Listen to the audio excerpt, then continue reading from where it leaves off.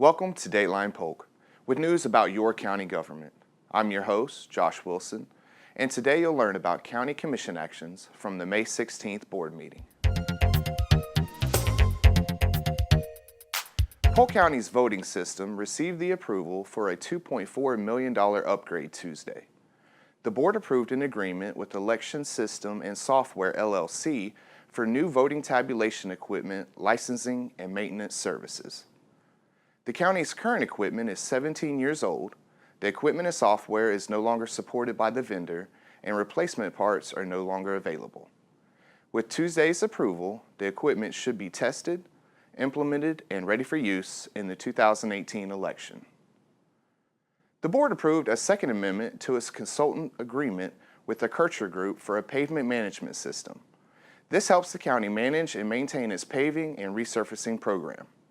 What we brought before the board today was actually a modification to an existing contract with Kircher Engineering Group, who's looking at a pavement management system for the county.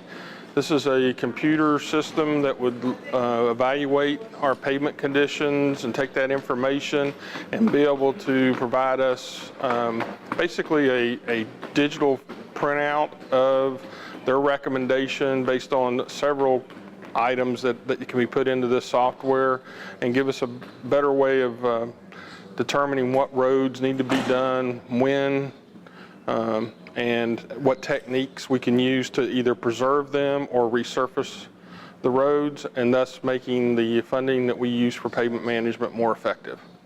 The board also approved 2 executive appointments by County Manager Jim Freeman. Mark B. Thomas was approved as the county's new risk management director, and Ryan J. Taylor was approved as Assistant County Manager. In other news, Barry Allen Jr., who works as a systems analyst in the Information Technology Division, was recognized for 20 years of service. Ricky T. White, who works as a road foreman in the Roads and Drainage Division, was recognized for 35 years of service.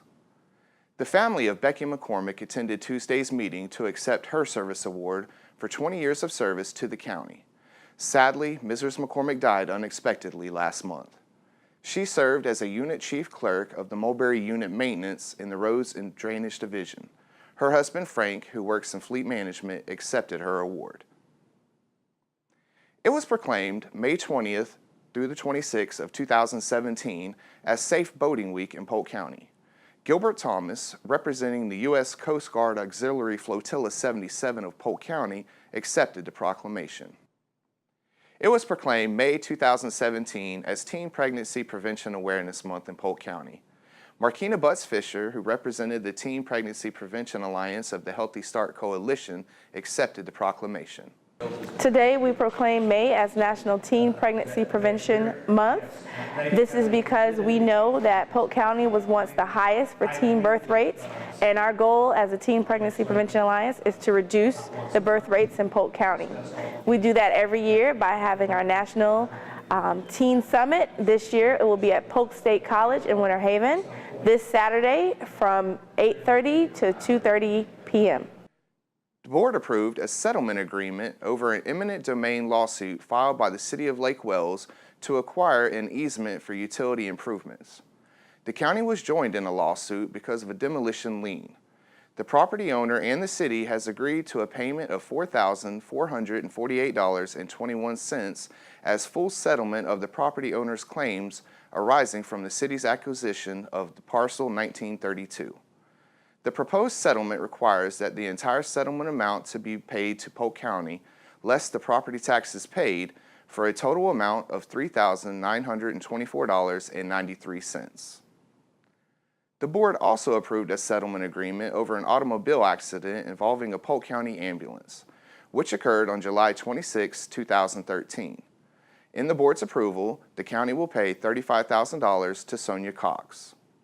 An interlocal agreement between the county and the city of Winter Haven was approved by the board Tuesday, which will eventually help fund improvements for an indoor field house and conference center at the Chain of Lakes complex using a portion of the tourist development tax. These facilities also will be used by the Lakeland Magic basketball team. In public hearings, During the afternoon session, the board held several public hearings on a variety of items. Those items up for consideration included: in a 4-to-1 vote, the board approved an ordinance to change the Land Development Code sub-district map for about 67 acres off Carter Road near Mulberry from Residential Low 1 to Residential Low 4. A notice of approved change in the Providence Development of Regional Impact was approved Tuesday. The change moves 527 multifamily units, a portion of Providence Boulevard and golf course, from Phase 2 to Phase 1.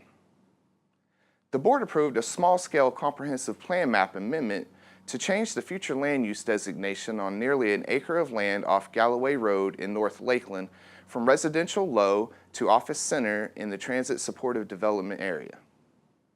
The plans for Elite Automotive to move within North Lakeland moved forward Tuesday with the approval of a small-scale comprehensive plan map amendment to change the future land use map designation from residential low to linear commercial corridor and residential medium on nearly 7 acres of land near US 98 North and Markham Road.